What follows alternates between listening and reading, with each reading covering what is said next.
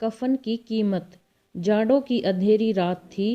एक झोपड़ी के बाहर बाप बेटा दोनों एक बुझे हुए चूल्हे के पास बैठे थे और अंदर से बेटे की जवान बीबी बुधिया प्रसव पीड़ा के कारण चिल्ला रही थी। उसकी दिल दहला देने वाली चीखें बाहर तक सुनाई दे रही थी।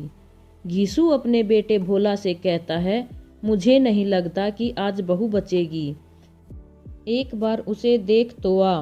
भोला चिढ़कर बोला, मरना है तो जल्दी क्यों नहीं मरती, देखकर क्या करूँगा। घीसू कहता है, बड़ा कमीना है बे, जिसने तेरा इतना ख्याल रखा उसी के साथ इतनी बेवफाई। घीसू और भोला पूरे गांव में बदनाम थे।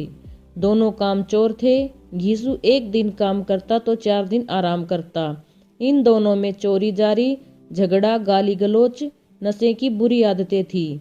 इन गंदी आदतों के कारण इनसे कोई बात नहीं करता था और ना ही इन्हें कुछ देता था। इनका जीवन बहुत ही विचित्र था। इनके घर में मिट्टी के 2 बर्तन और कुछ फटे पुराने कपड़ों के अलावा कोई संपत्ति नहीं थी। ये दोनों कर्ज में डूबे गलियों में खाक खाते फिरते थे। आज इन्हें 4-5 आलू मिल गए। उन्हीं को चूल्हे में दबाकर पका रहे थे। झोपड़ी के अंदर औरत प्रसव पीड़ा से मर रही थी और ये दोनों इसी इंतजार में थे कि वह कब मरे और ये आराम से अपने भुने हुए आलू खाकर सोएं। घीसू ने चूल्हे से आलू निकालते हुए कहा, जाकर देख तो वह इतना क्यों चिल्ला रही है। भोला बोला, चुड़ैल का साया होगा। और क्या, यहाँ तो ओझा भी 1 रुपया मांगता है। भोला को डर था कि वह झोपड़ी के अंदर गया तो घीसू पीछे से सारे आलू खा जाएगा। भोला कहता है, मुझे अंदर डर लगता है, आप क्यों नहीं अंदर जाकर देख लेते। घीसू कहता है, मैं तो ससुर हूँ, मैं अंदर कैसे जा सकता हूँ। मैंने तो आज तक उसका मुंह तक नहीं देखा, तो फिर आज उसका उघड़ा हुआ बदन कैसे देखूं। मैं सोचता हूँ अगर कोई बच्चा हो गया तो क्या करेंगे। घर में सौंठ गुड़ तेल कुछ नहीं है।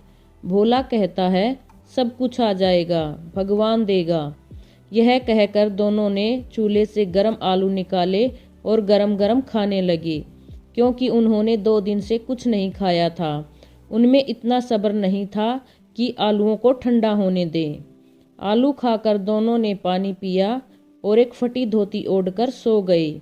सुबह भोला झोपड़ी के अंदर जाकर देखता है तो उसकी पत्नी मर चुकी थी। उसकी आंखें पथराई हुई थी, पूरे शरीर पर मिट्टी लथपथ और पेट में ही बच्चा मर गया था। यह देखकर भोला भागकर घीसू के पास आया और दोनों जोर जोर से रोने लगे। उनका रोना देख पड़ोसी भी उनके पास दौड़ते हुए आए और उनको समझाने लगे, मगर ज़्यादा रोने पीटने का अवसर कहाँ था।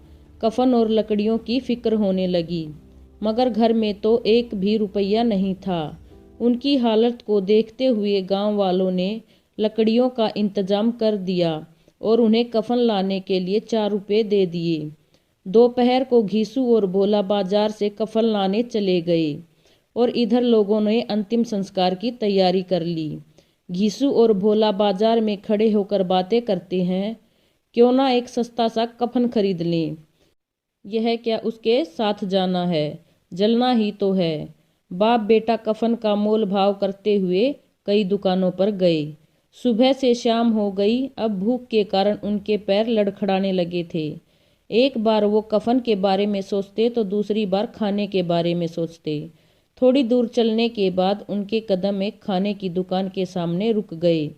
ना चाहते हुए भी वह भूख के कारण खाना खाने लगे। रात काफ़ी हो गई थी। भोला अपने बाप घीसू से यह कहकर रोने लगा कि मेरी पत्नी मेरा कितना ख्याल रखती थी, लेकिन मैं उसे कफन भी नहीं उठा पाया। घीसू भोला को समझाते हुए कहते हैं, उसे कफन जरूर मिलेगा, वह बहुत अच्छी थी। उधर गांव वालों ने घीसू और भोला के ना आने पर बुधिया का अंतिम संस्कार कर दिया। अब एक भिखारी भोला और घीसू के पास आकर खाना मांगने लगता है। भोला के पास कफन के 4 रुपयों में से 1 रुपया बचा हुआ था। वह उसे उस भिखारी को देते हुआ कहता है कि भगवान से प्रार्थना कर कि मेरी पत्नी सीधी स्वर्ग में जाए और कभी किसी जन्म में उसे किसी चीज़ की कमी ना रहे। यह कहानी बहुत समय पहले की है, जब देश में अकाल पड़ा था और लोग खाने के लिए तरस गए थे। मुझे उम्मीद है कि आपको हमारी ये कहानी अच्छी लगी होगी।